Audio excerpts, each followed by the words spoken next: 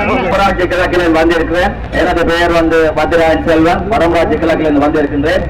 உண்மையிலே இந்த பாதிக்கப்பட்ட இந்த இலங்கை நாட்டிலே பாதிக்கப்பட்ட வடமாகாண மக்களை தொடர்ச்சியாக இந்தியன் இந்த இழுவை படகு எமது நாட்டின் சொத்தான வளத்தையும் அழைத்து இந்த மீனவர்களின் வலைகள் உடைமைகள் அவர்கள் வாழ்வாதாரத்தை எல்லாம் முற்றுமுழுதாக தொடர்ச்சியாக அழைத்துக் கொண்டிருக்கின்றது.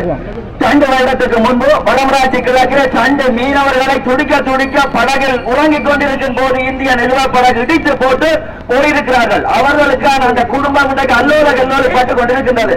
அவர்களுக்கான எந்த வாழ்வாதாரமும் இல்லை. தொடர்ச்சியாக இந்த நாட்டிலே அனர்த்தங்கள் நடந்து கொண்டிருக்கிறதை சாதகமாக பயன்படுத்திக் கொண்டு ஒரு பக்கம் நமது நாட்டுக்கு உதவி செய்வதாக பாலங்களையும் நிவாரண பொருளையும் வழங்கிக் கொண்டிருக்கிற அதே சமயம் நமது வடக்கு கடலுக்கு பழங்களை அழித்து மக்களின் வாழ்வாதாரத்தை தொடர்ச்சியாக அழித்துக் கொண்டிருக்கிறது. நமது தீவிர மக்களையும் வடமராட்சி பகுதி கிழக்கு மக்களையும் முல்லைத்தீவு மக்களையும் அழித்துக் கொண்டிருக்கிறது. குறுகிய காலத்திலே வடமராட்சி கிழக்கிலே முல்லைத்தீவிலே சிவப்பு ரால் பரப்புகிறது. அந்த ராலை முற்றுகையிட்டு அடித்துக் கொண்டிருக்கிறான். கடல் படை பார்த்துக் கொண்டிருக்கிறது. வெற்றிலை கடற்படை நவீன தளத்தில் சகல ரேடர் வசதியோட கடற்படை பார்த்துக் கொண்டிருக்க கடற்படை இந்த பாதுகாப்பாக செய்து கொண்டிருக்கின்றார். தயவு இந்த நாட்டின் ஜனாதிபதி அவர்களே, கடத்தொழில் அமைச்சரே, இந்த தமிழ் மக்களை நீங்கள் வாழ விடுங்கள்.